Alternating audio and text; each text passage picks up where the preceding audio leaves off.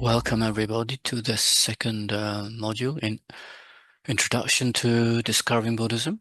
So before we begin, let's do a short motivation. Gently close your eyes, straighten your back, become comfortable in your posture.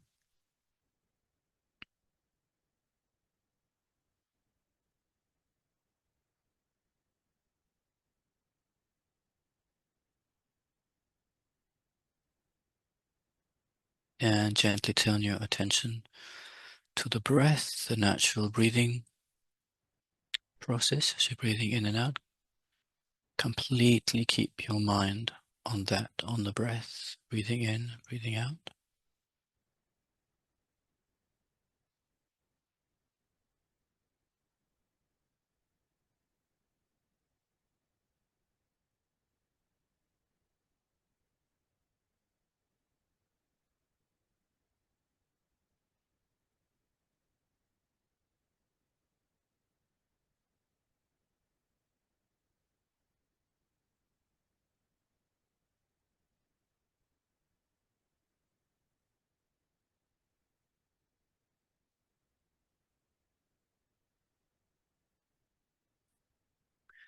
Every time you notice that your mind suddenly got off the breath to a thought or a sensation, very, very gently just bring the mind, the attention back to the breath, the breathing, and you keep it there.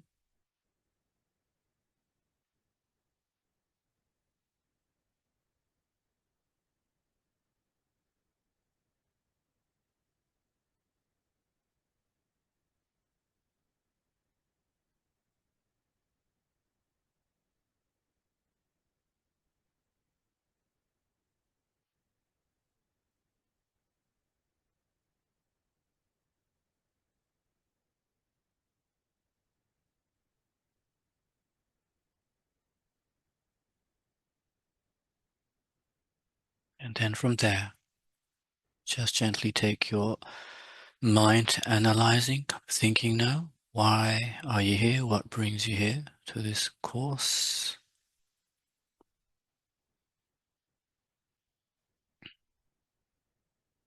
Try to go towards an altruistic aspirations. You think, from what you may learn from this course may make you a better person, a mind that's more caring, compassionate, patient.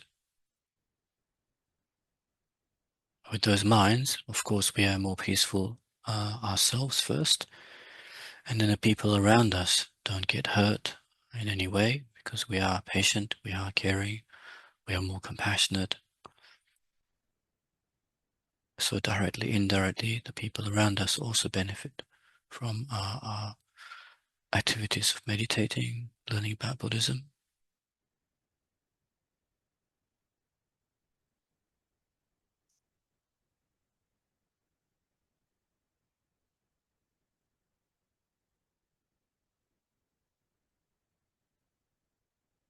So with that motivation, try to listen intently, and when there are questions, keep it, and we can try to clear them up later on. But try to keep your mind completely on the subject as I'm giving the advice or the instructions. Try to keep your mind open, relaxed, and as questions come up, try and note them down. We'll try to go through them. Okay, so welcome. Some of you I know, some of you I don't know. So now this is the session on how to meditate. So why do Buddhists meditate? So you see, there's all kinds of meditations, in the world in general, right? But this is particularly about how to meditate in Buddhism. So meditation can lead to very, very subtle levels of mind, and it can produce actually very subtle levels of experience, like blissful experiences. You see, like very kind of have in the body, tactile, really physically in the body, also in the mind. You feel like sometimes you feel like you kind of transcended the body. There's one of blissful experiences happen. But you see, that's not the main purpose in in the Buddhist world. Okay, so meditation in general, when we look at it, it's to make the mind. So mind we looked at last time, the last module. It's kind of this entity which is not matter. It's not made of form. It's not physical, and it has a kind of this clarity to it, and it has this aspect of knowing the object that we're kind of ascertaining, that we're going towards or trying to understand. So the mind, um, in meditation, we're trying to use the mind in a way that it becomes familiar with certain subjects or topics. And it can be done in many, many different ways, different topics, different subjects. For example, some of you may be very familiar with watching the breathing like we just did. So that's one object that we put in the mind on. So it's a tactile sensation, the breath, but after a while, the mind actually starts to let go of the tactile sensation and it just watches kind of the breath itself as it's moving out, in and out, And then it goes on to, of course, breath can be done with counting to make it even more concentrated. And there's many other subjects, like some people are using, for example, a flame of a candle or an object like a stone, an animate object.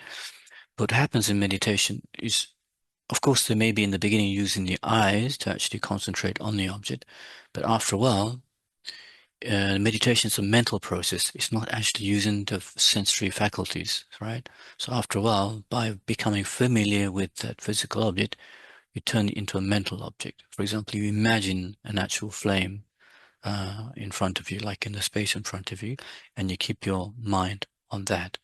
Then every time it comes off, you bring the mind or kind of the awareness back to that object. And after a while, you're able to stay on that mental object longer and longer and longer. The mind becomes more refined and more subtle. And then, of course, you will have experiences coming. Some people have it earlier, some people later, but you will have some physical and mental experiences happening. But again, that's not our main goal in the Buddhist practices. So concentration is one aspect of meditation, one kind of type of meditation we do.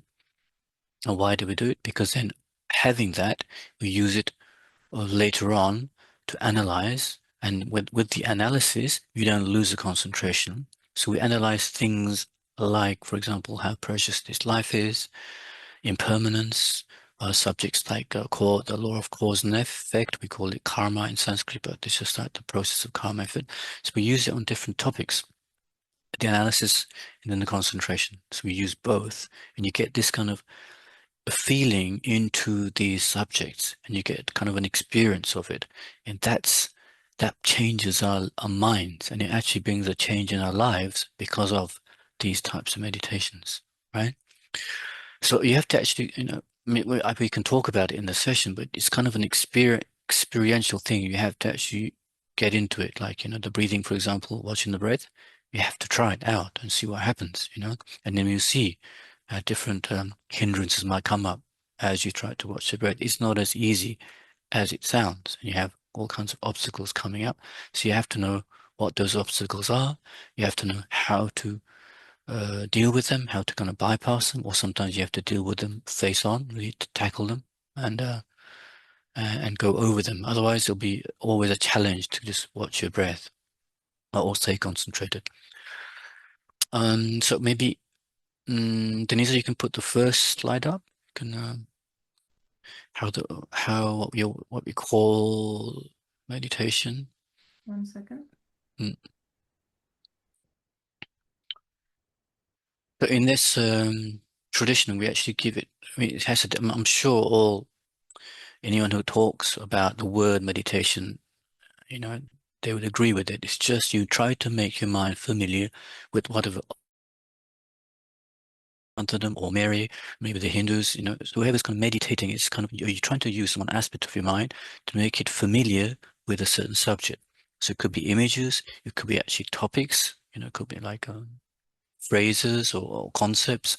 We make our minds familiar with that, So to actually transform our minds, we have to kind of use valid concepts and kind of arguments that work better. You see, we're actually kind of meditating, if you think about it, a lot, although we don't call it meditation.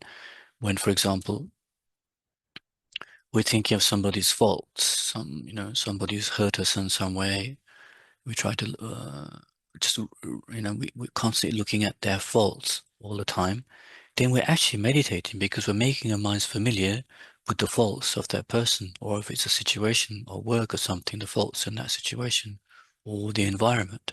Yeah, and that will bring up some aversion to to that object the faults of that object you're looking at, the situation, the person, or the place, the environment, and you will get this aversion. That the mind will be transformed into aversion, right?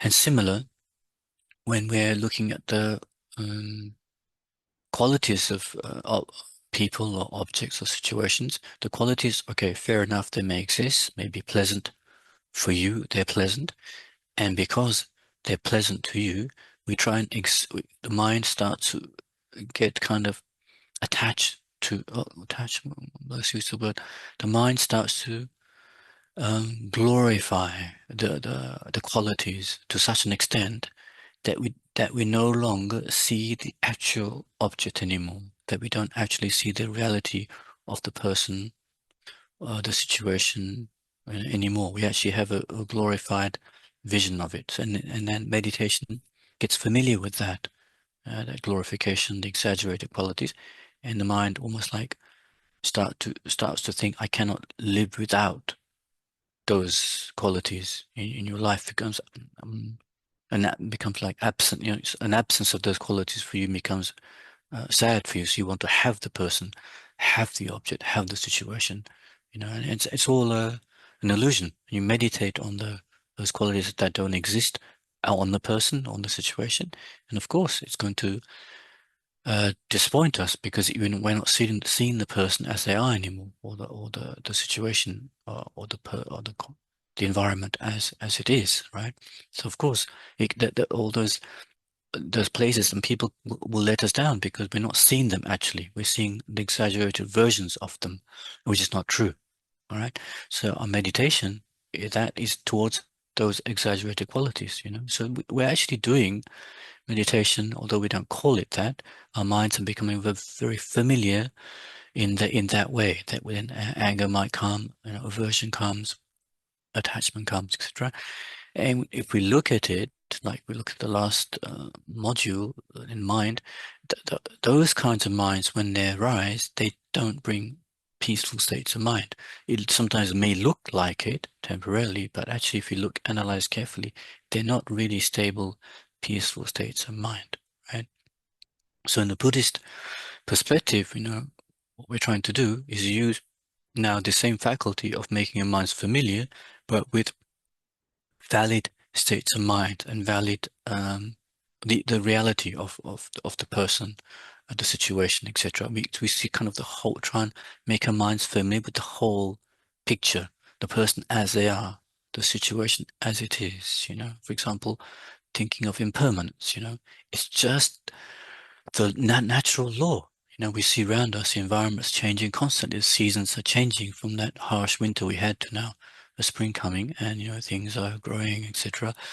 In the summer, things will flourish again, and then in autumn will start to degenerate again. It's just the nature, and same with our body. It's impossible to keep our body, no matter how much we do gym or eat the best foods. They will keep our life stable, but it won't kind of make it immortal. It'll be impossible. So it'll be completely going against reality. And so we have to make our minds familiar with that aspect of our lives. That impermanence is part of our life. It's the natural uh, way our lives are going. So the more we try and grasp onto it, make it still, the more we're going to be in pain because we can't do it. It's impossible, right? So these are meditations we can do just by reflecting, right? So this is the second type of meditation I was talking about. It's called analytical meditation. We're actually then using our conceptual or thinking part of the mind, right? The first one, the placement of concentration, of course, it does involve thinking and the kind of conceptuality, but it's like on one particular object. You keep it on one, for example, the breath, or you keep it on like a sphere of light, in front of you. You imagine a sphere of light in the space in front of you, and you keep your mind on that. Every time it starts to weaken, you bring the mindfulness back onto that object you've chosen. You keep it there, and the mindfulness, by keeping it there, will get stronger. There's nothing else you have to do but keeping your mind on that object. So it's like you're filling your mind with that object. Yeah, mindful of that object. The mindfulness will get stronger on that object, and kind of the thinking part of your mind will, which is always like bringing thoughts, will start to get less, and you have this kind of mental peace coming, right? But again, like in the Buddhist concept, that's not the goal of our practice to be concentrated like that. Having the concentration mind, then we can use analysis, the second type of meditation we use.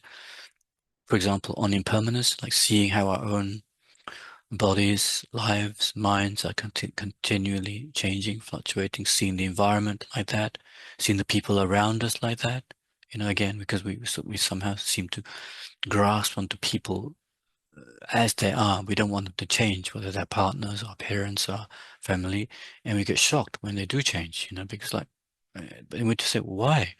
Why are we shocked? Because it's just just like we're changing, so are they. Just like the natural environment around us.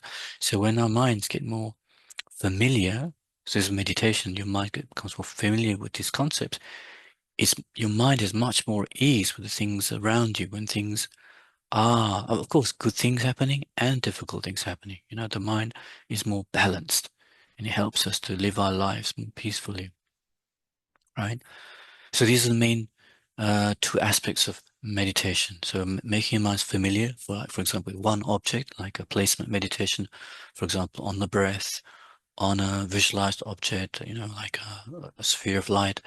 So here in this tradition, being a Buddhist tradition, we try to use objects which bring more positive energy to us. For example, we'd use a figure of the Buddha, right? So we'd actually have an object, a statue of the Buddha, or an image of the Buddha, and we look at it carefully. We look at the color, the shape, the proportions. And when you're more familiar, we try and visualize. So the mental consciousness tries to bring up an actual image of the Buddha in the space in front of you, like 2 meters, like one body span in front of your forehead, like 2 meters away, perhaps. It could be life size, it could be smaller, depending on what's good for your mind. And you try and bring it up. First you bring up the presence of an actual being, and then you try and bring an actual image, the color, the shape, and the legs crossed, the lotus, all made of light, and you just keep your mind on that image. And again, because we're not so familiar, your mind will slip off it very easily. Just like some of us, we're not so familiar with watching the breathing. After a while, you start to think about tonight, tomorrow, So your mind has to get more accustomed to watching the breath. You have to keep bringing it back, bringing it back. So be very kind to yourself, because it's not some overnight practice that's going to click. Yeah, it takes time because you're not familiar with some of these objects. Even the breath, for some of you, the breath might be a difficult object to hold, right? So after a while, you get used to that. The same with the Buddha image. You put the Buddha image. After a while, you get used to that, and your mind becomes more familiar with that. And of course, it doesn't stay very long, but you keep bringing it back, and that mindfulness with that object becomes stronger. You can keep it better and better. All right. You would start like maybe 2 or 3 or maybe 5 minutes a day on whichever the breath first, and maybe after that you go on to an actual image of the Buddha. So you see, there's many, even the placement meditation, there's so many objects we can use, because everybody's different. We're not all the same characteristics, even physically, and our body types are different, our characteristics are different. So some who are more conceptual, like, or creative, the Buddha image may work better for them, like on a physical, like an image of the Buddha in front of you. Yeah. And you make the mind's kind of Of course, a little bit busy because you're trying to create the shapes, the colors, etc. But when you got a rough image, you keep your mind on that and hold on to that. Whatever, maybe it's a face, maybe the whole image is appearing like in a blur, but the face is kind of clear. We keep your mind on that. Yeah. And you just be happy with that because nothing else is coming at the moment. And you keep your mind on that. As soon as it starts to slip off, you bring it on. The same with the breath, keep the mind on the breath. After a while, it gets kind of boring or tiring, and your mind starts to start thinking. Then you quickly, so there's a mental factor, a part of our mind, which has this job of watching if you're actually watching the object or not. Like if it's the breath, are you actually watching the breath, or are you breathing, but you start to think? So that alertness identifies the thinking mind that you've gone off, and the mindfulness brings it back to the breath, and you keep it there again. So you have to be very patient, because it may seem like you're not holding the breath at all because you're like thinking more than watching the breath. So it's okay because you haven't maybe done this before. So it's going to look like a bit strange. You're thinking so much, it's overriding your watching the breath, like few seconds of watching the breath and you're thinking again. So we just be more patient, keep bringing it back. And then after a while, you'll notice that watching the breath is more than the distraction, right? And you bring it back. Okay, so that's the two types of meditation that we're using in Buddhist practices. And maybe the next slide. Okay, so then how do you actually structure a meditation session? So for a beginner, the motivations are very, very important. So like even here in this course, what brings you here? What is it?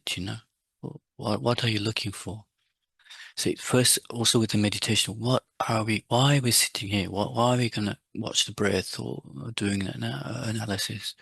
So first, maybe we want to become a more peaceful person. Okay, fair enough. We want to be less stressful. We've heard meditation helps be less stressful. Okay, good enough. And then why? Why do you want to be less stressful? Because first, it gives you more peace in your mind. First, maybe mentally, and then maybe also physically. Probably sleep better, you eat better, you feel better inside. But then why? Because when we're better inside, if you look, we actually become more like healthy mentally and physically. We can be of more benefit to others around us. So our partners, our family, whoever we're closest with, maybe people at work, we we actually give out a good resonance to people, and they don't get harmed. So that's another way of looking at it. It's not just for ourselves. When we are better mentally and physically, we actually affect the people around us. We don't shout back at them. We don't go into grumpy moods. We actually more, how do you say, clear in our conversation, more honest, probably be more, truthful in our words, more kind in our words, in our actions. Actually, it starts to affect our um, activity, our physical activity. You see, so I think that's probably more go on the more altruistic side, then of course, with that motivation, the meditation becomes more powerful. Without it, yes, it's beneficial, but it lacks that power, you see. So we actually have a motivation. So whether it's just try to turn it from a selfish one, just for me being more peaceful, think, okay, when I am more peaceful, then I do directly, indirectly help others. That's more meaningful for me. Think like that, right? Then we actually start the session. So the session can be like I just explained, on me just developing concentration by watching one object, or it could be a little bit of concentration, so we kind of calm our minds down from having been at work or having now slept and got up in the morning. We calm the mind down, watching the breath, and we go into an analytical meditation. So again, like I said, there's many topics that we use to analyze. And this analysis is different from what we're doing with normally through anger and attachment, which are following kind of wrong reasonings. I don't like that person because they did this. I like this and I want this because they do this for me. That kind of. So we can't.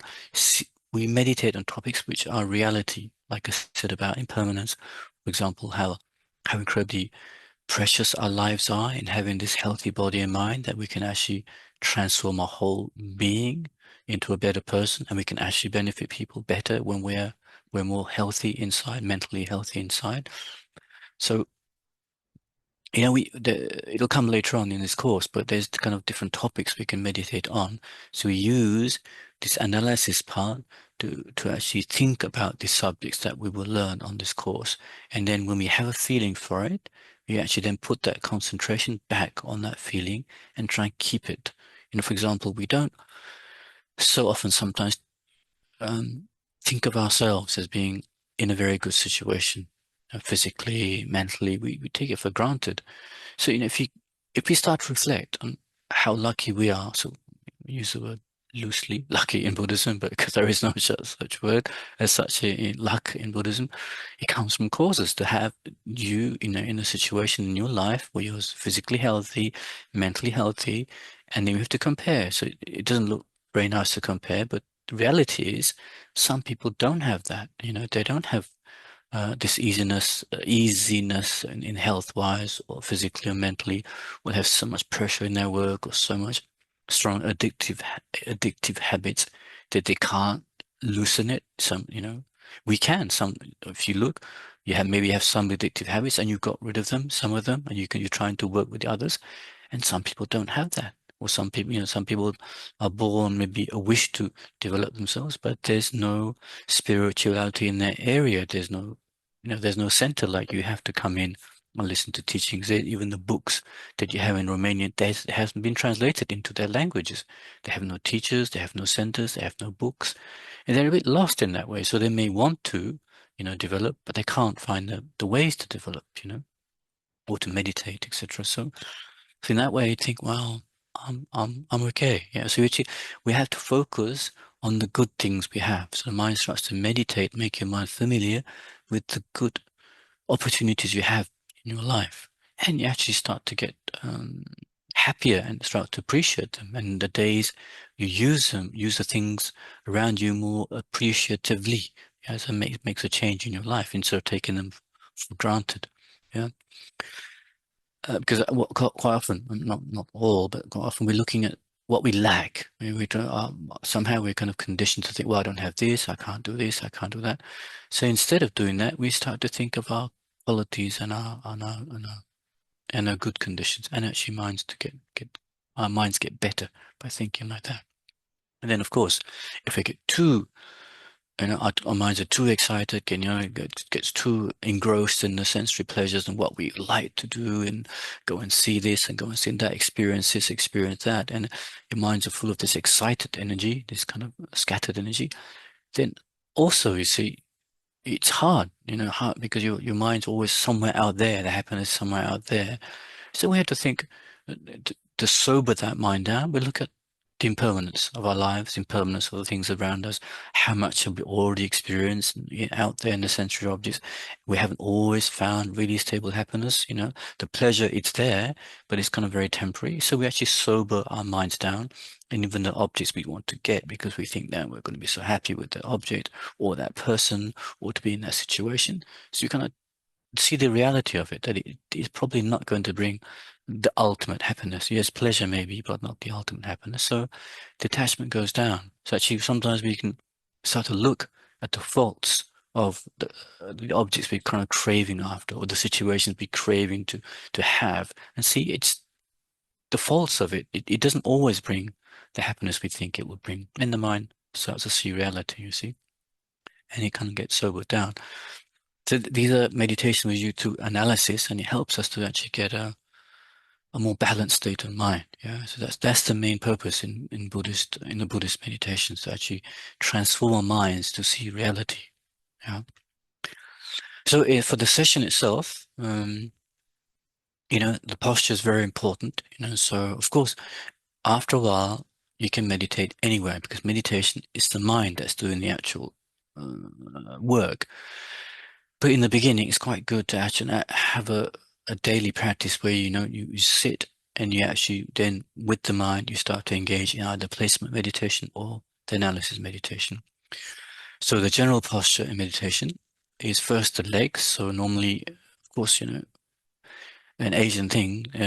We were sitting cross-legged. In Asia, most people are sitting cross-legged for, practices. Even school kids, they start sitting cross-legged.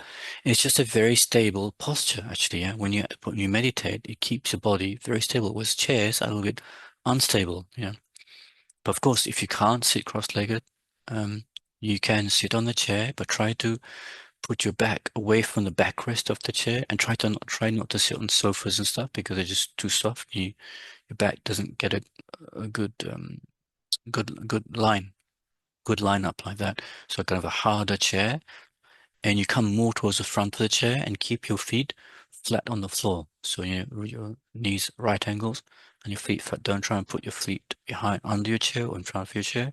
It will affect the posture. So keep flat on the floor, and the back is straight. Yeah.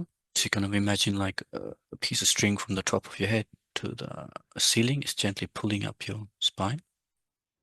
Then your arms are very relaxed, just hanging by the side of your torso.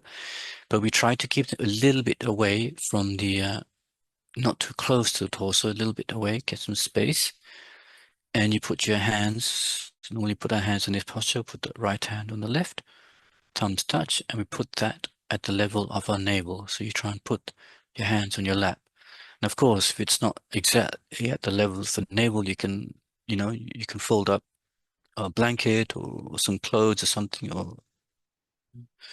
and you just like support your hands so they're at the level. Then you relax the whole body there. Legs are relaxed. So legs are, yeah, there's some posture for the legs. Very good, Denise. Quick thinking.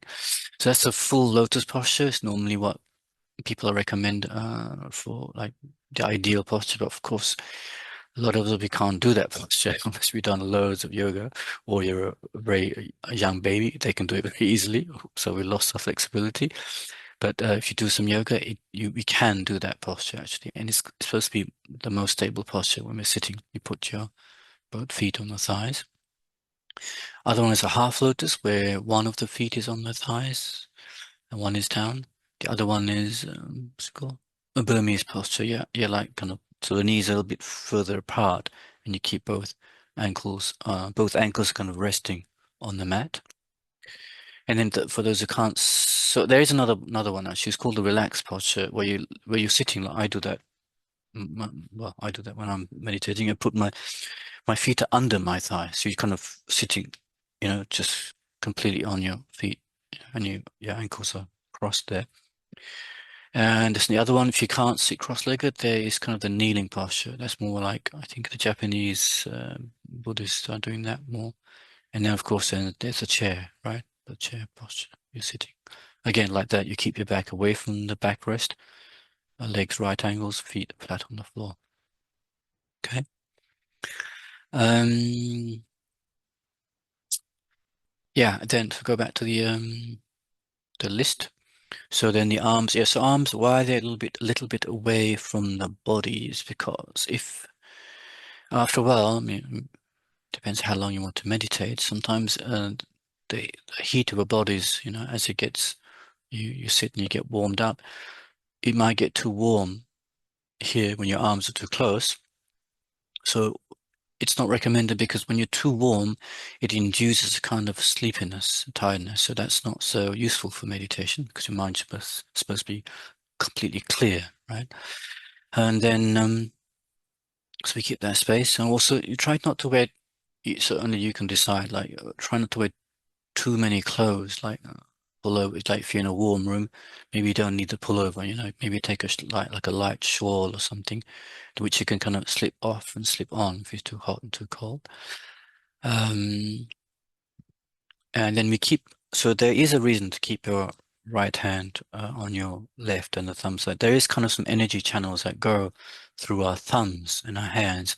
So it's recommended to keep your like energy flow going. We keep our hands like that. But for some who are not used to it, can seem a bit, how do you say, uncomfortable, unusual. Then maybe just put your palms on your knees, just like gently rest your hands on your knees.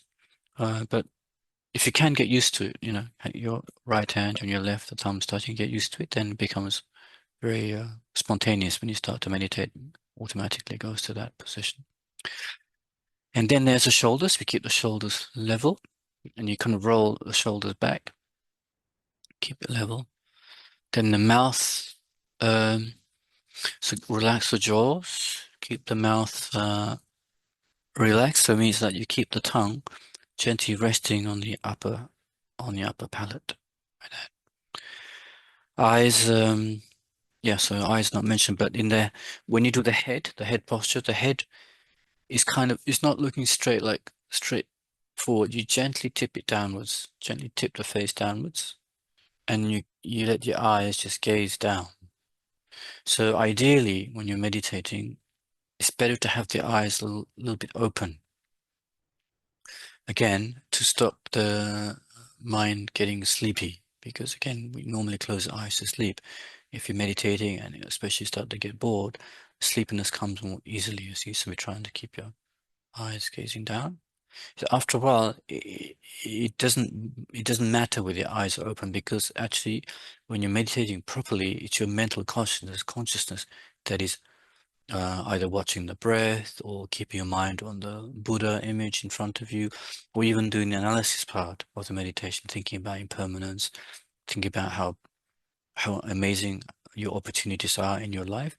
You don't need to have your eyes closed for that. Yeah. So maybe right in the beginning it might help, but you see, try to become aware that eventually opening your eyes also helps to meditate, actually, not just keep your eyes closed, because then automatically you start to close your eyes every time.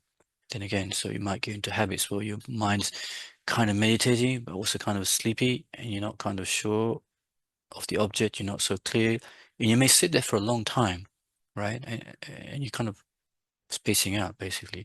And also because your eyes are closed, you're not so aware of your posture. So you probably move a little bit, and you moved a little bit, and you haven't felt it, but your muscles are squeezing, trying to keep that posture, because your head's kind of bound, and you haven't realized it. So you get back pain and stuff like that.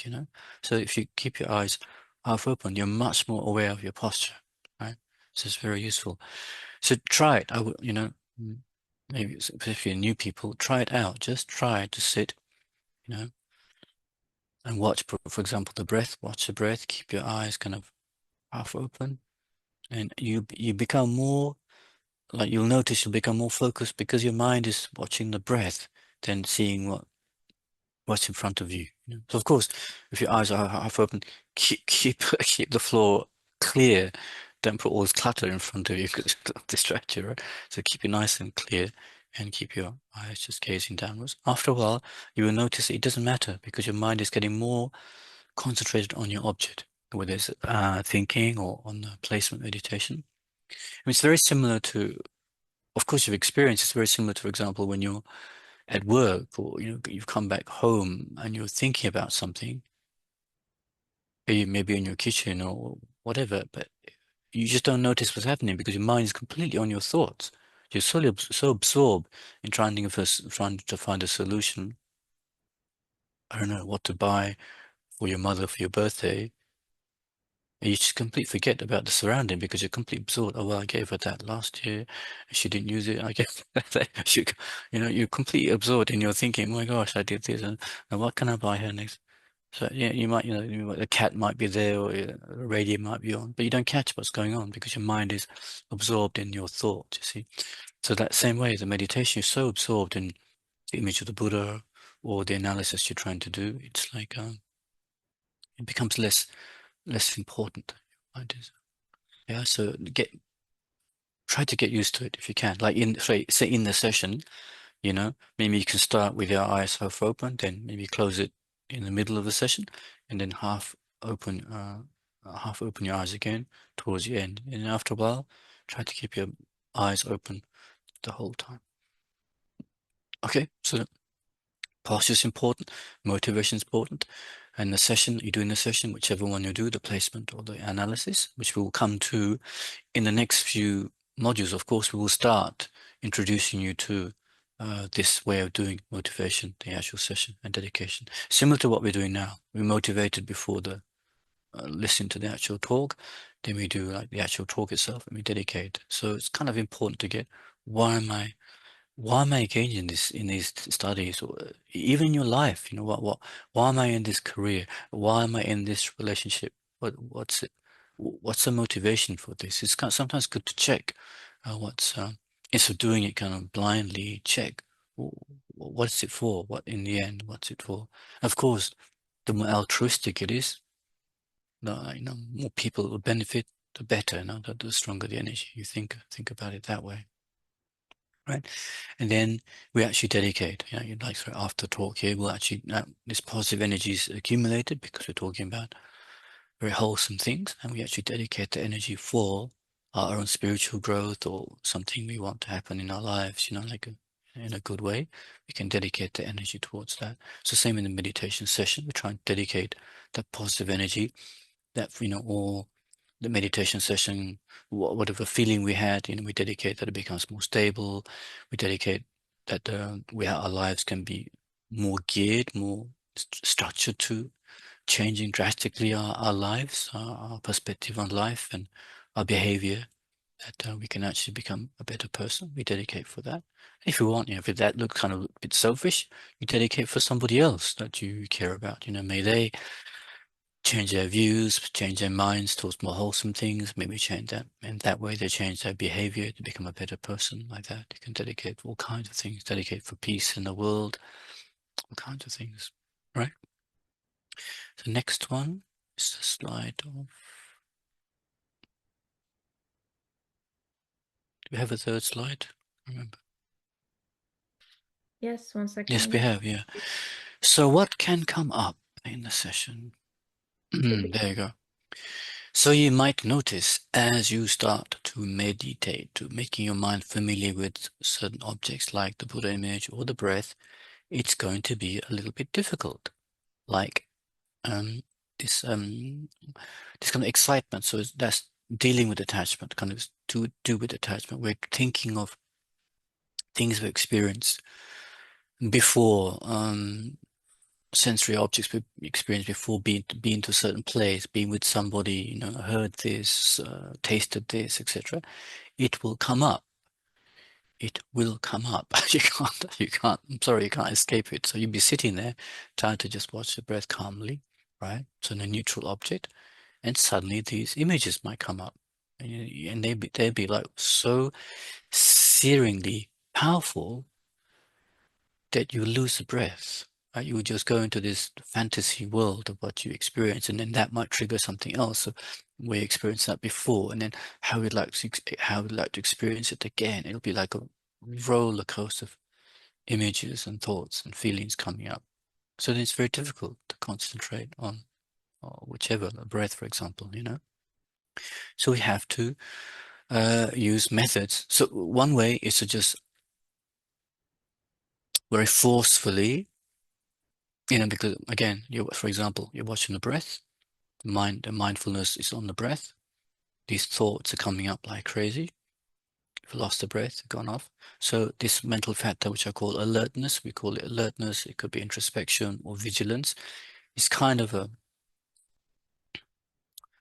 like the concierge in your apartments. Like the guys watching who's coming, going out, and look at that.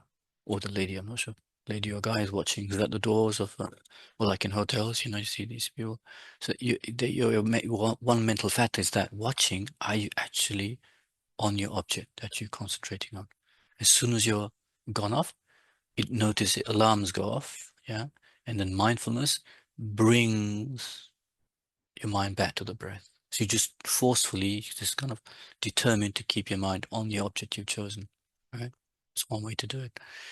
But what might happen is it's not strong enough. As we're at the beginning, it's just not strong enough. Your thoughts are kind of like crazy for things you experience or want to be with this person or in that place, how wonderful it was, like that. You exaggerate, so the attachment mind is gone like crazy.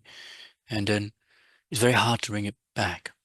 So then in that case, we have to let go of the object that we're using to concentrate, and then we have to bring really like into our face this things we're craving after, and actually dismantle them. Think how many times we experience these things.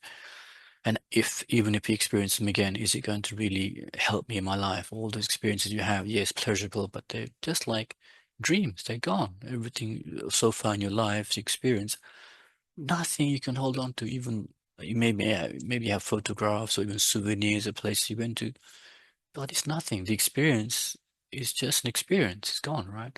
So why crave again more and more things in your life, more of these experiences, which you end, if you really think realistically, we're gonna leave behind anyway at when we pass away, right? All these are just like the souvenirs you have, the photos you have, even experiences are just like dreams. The dreams you had yesterday, just a dream, gone, right?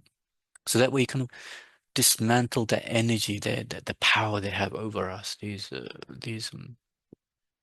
objects, experiences, and things. We just let go and bring it back to the breath. To when the power of them has gone, then the mind is more calm. Then it's easy to bring the mind back. So that's the thing. You see, if we haven't used this analysis properly, it's very hard to get a stable mind because it's so overpowering, the power of the sense objects around us. And not only that, our mind, it's again, it's not so much the sense objects, it's the way the mind relates to the sense objects. You know, it's not the fault of pistachio ice cream or the Black Forest cake or I don't know, Maldive Islands, That's not, they leave them as they are. It's what we do with them that breaks. So we made the problem by looking at those objects in a certain way, exaggerating their qualities in such a way that we have to have them to be happy. And we made that problem. They didn't make that problem. Pistachio ice cream is pistachio ice cream. Maldives just an island out there. So just leave them as they are. We relate to them in a realistic way. Yes, having them may be nice, but we don't like have to possess and have them to be a happy person. That's it's a false concept, right? So we look at them realistically, and we come back in a more stable mind. Then we again watch the breath, or keep the Buddha in mind, or whatever object we're trying to focus on. It's much easier, right? Same with regret. You see, some of the things we've done in our lives, which are kind of can seem a bit heavy, they might suddenly come up in meditation.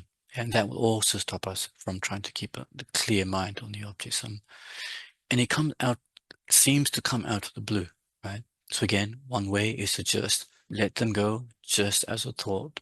Okay, I did this, I said this, okay. That's not my business. My business is to watch the breath. You keep your mind for like driving a car. You just focus on driving, yeah. Things around you don't bother you. So you can let those things maybe last week's module on the mind. What you watch the mind like being like the sky or the ocean. So of course there's clouds coming up, storm clouds come up, but that's not your business. The sky is clear above that, like when you fly above the clouds, when you're in the plains, the sky has got this natural clarity to it.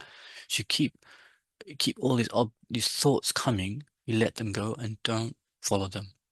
So we make that choice in meditation session, no matter how long it is, 5 minutes, 10 minutes, you are going to be on the breath. The thoughts will come, just let them go. So we just focus our minds on that. If that doesn't work, then yes, then we have to let go of the actual object we're using. We have to look at this uh, regret. What did we do? What happened? Okay, it was a mistake. We did this in our lives at that time. We said this, did this, or didn't do something, or didn't say something we could have to help somebody, and then this kind of so yeah, it looks like uneasiness or guilt comes. So guilt is not such a good word because guilt we stay stuck.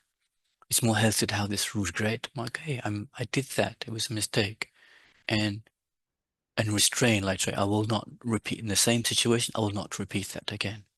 Yeah, you kind of clear that up.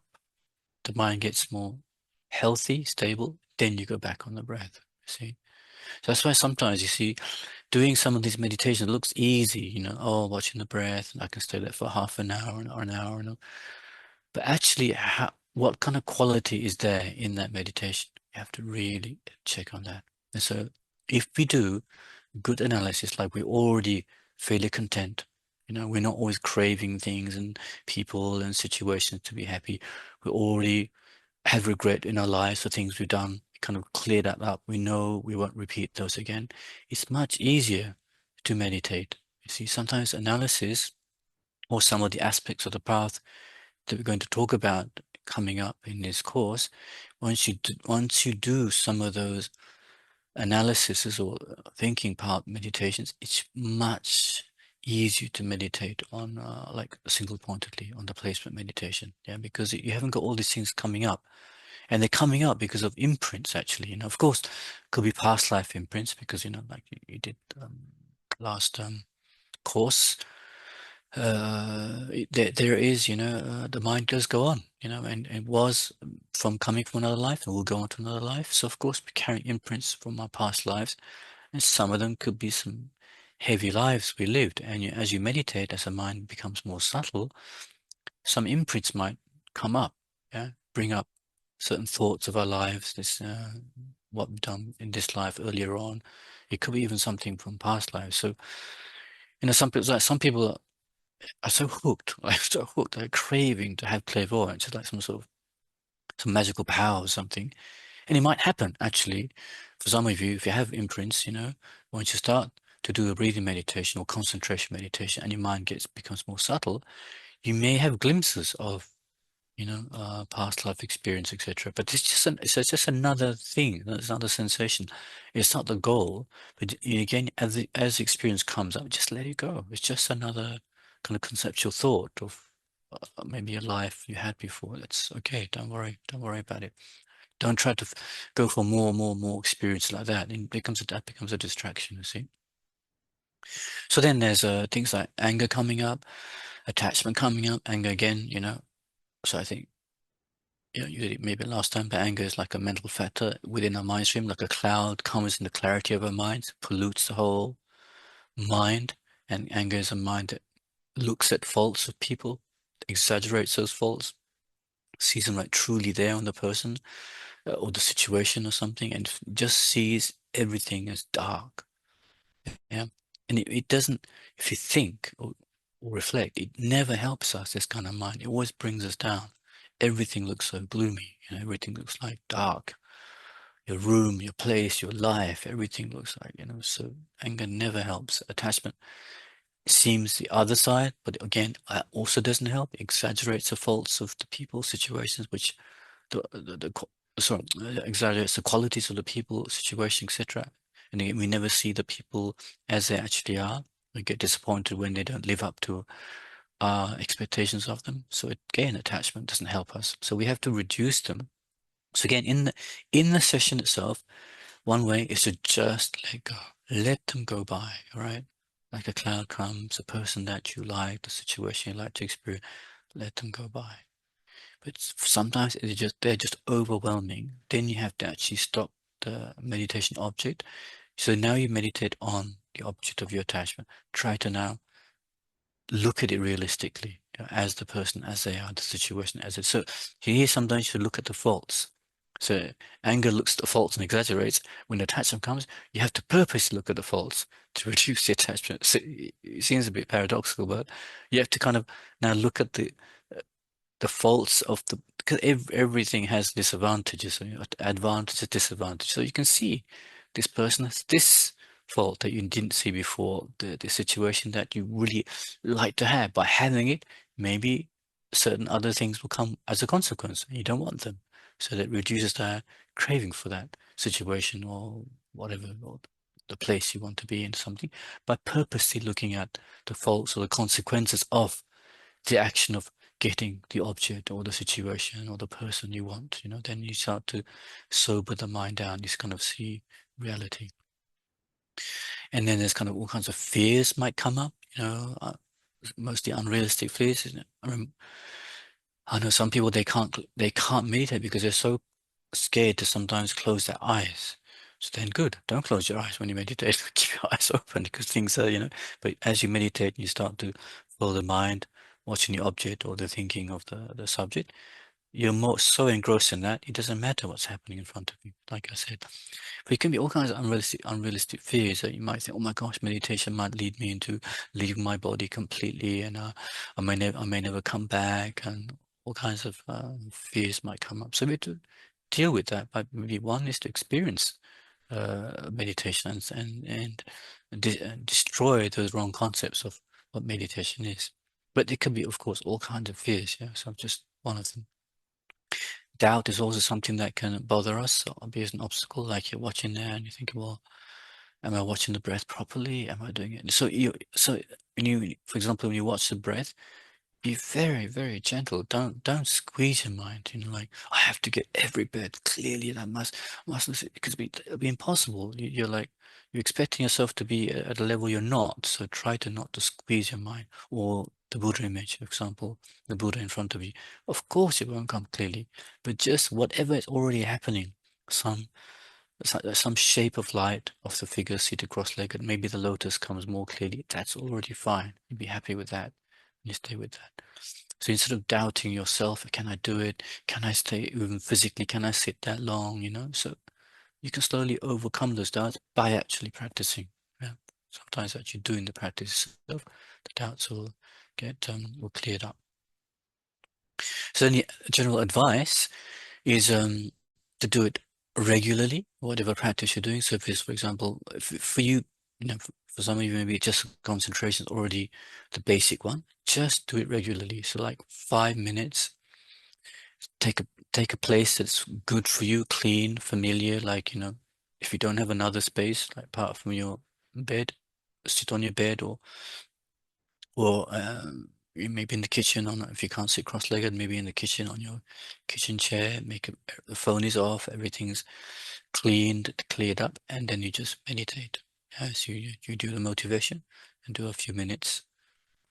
So you see, even at 5 minutes, I would say like do 2 minutes. Try to really keep your mind, like, again, not like squeezing the mind, but just determine I'm going to do 5 minutes. 2 minutes really stay on that breath, for example. Take a little break. So that means you open, if you close your eyes, open your eyes, adjust your posture if you're uncomfortable. To take your mind off the breath, relax off the breath or the object you're doing, the Buddha, for example. Stay relaxed.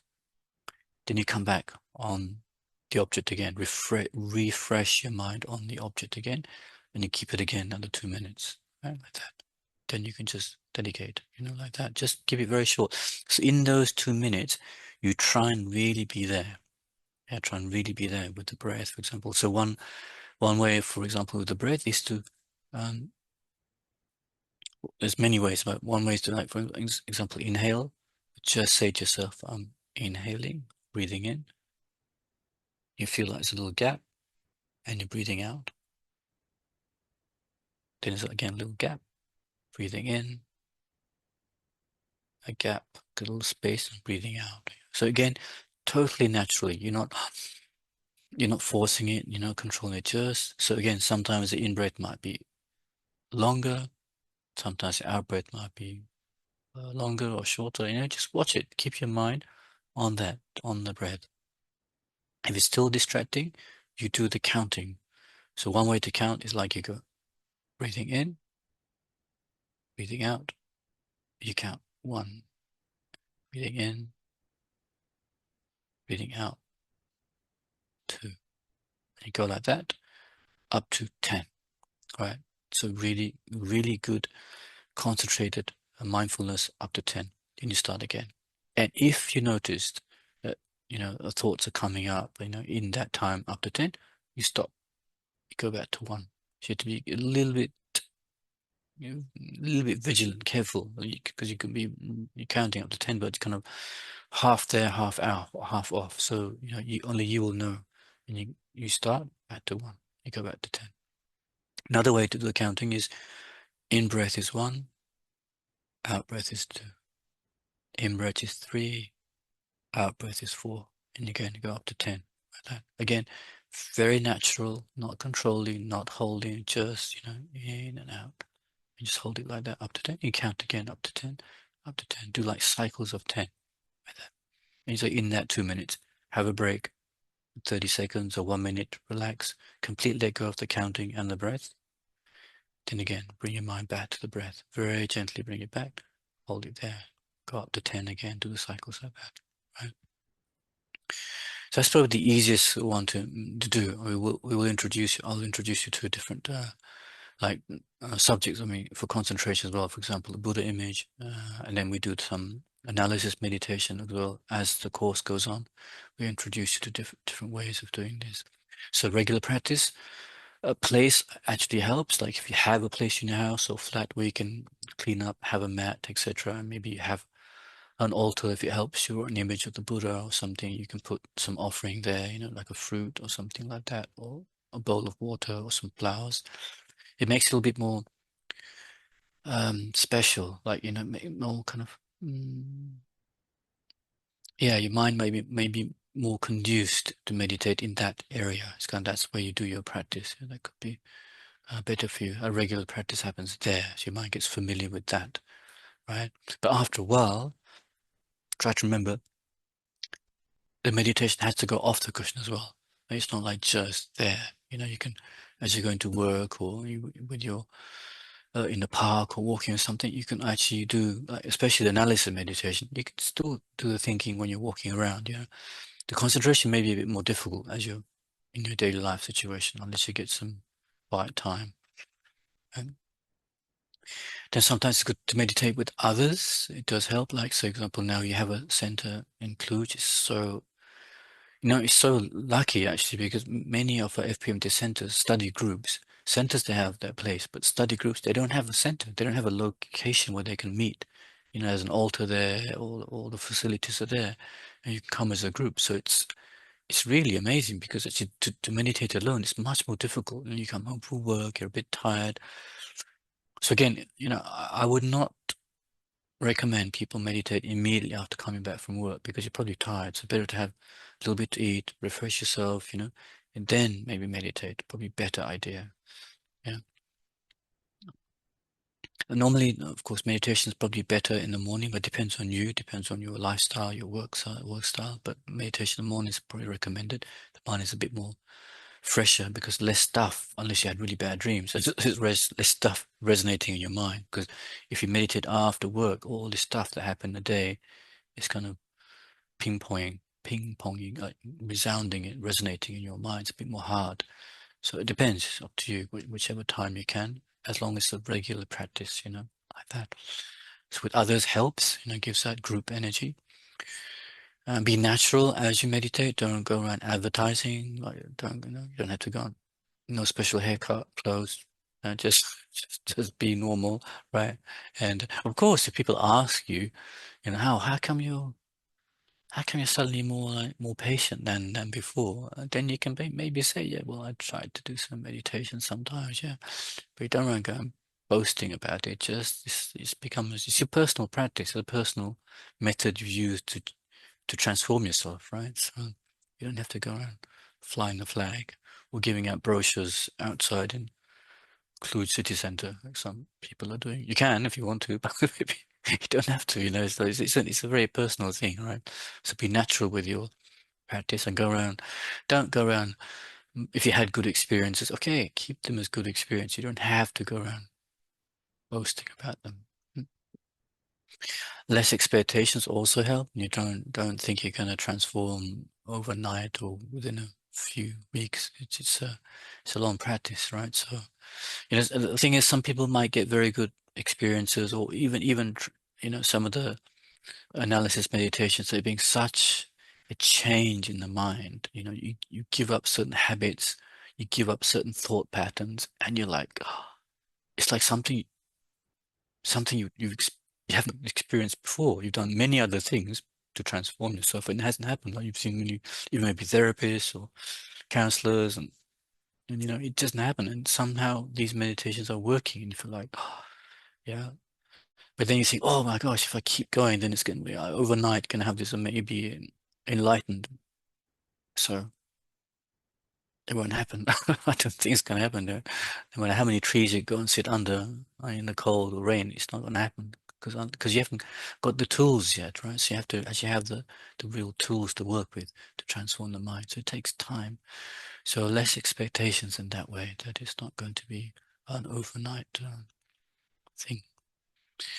So that will give you some insight into how. So well, of course, this this is a introduction to this subject, discovering the Buddhism on how to meditate. The actual course, this subject is over 3 sessions. So it'll be like we cover all of this in more detail, and then there's actually then like Christina did last time is a review class with question answer and practice sessions, etc. So here we're just giving like a taster of what that module is about of how to meditate. So you have some idea what's going on. So yeah, that's the last slide. So I think I've covered everything I wanted to. Okay, so what we do now is we dedicate, right? So of course we didn't actually do a session itself, but maybe who's doing? Christina's doing the meditation, right? Are you doing the how to meditate review I class? will go Okay. next week on 12, yes. Okay, so she will do the meditation and the question answer. Okay. So talking about all this stuff, and it does bring some positive energy. So we collect it all up and we dedicate it. We can give it to whoever, for ourselves, for example, for us to be more spiritually inclined, for our meditation to go well, to change certain habits, thought patterns we're trying to cleanse ourselves from because it's actually bringing more unpeacefulness in our minds. We dedicate for anybody we know who's going through difficulties, when they're sick or they have anxiety or fears or depression. May they find solutions for their problems.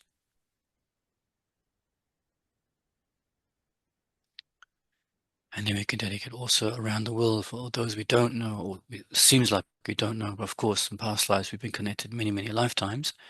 So all the people right now in war zones experiencing great fear, their lives are danger. May all those problems be resolved. May there be peaceful resolutions for all of these issues going on in the world.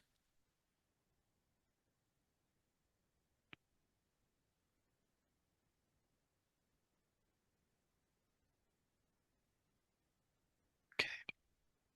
Thank you very much. So with that, please join the next session with Christina and then come back for the third module of the course. Okay. Thank you. Thank you, Kendall. Bye. Thank you. Thank Thank you. you very Buonasera. much. Thank you. Good night, Buonasera. Master. Bye-bye. Nuktapuna.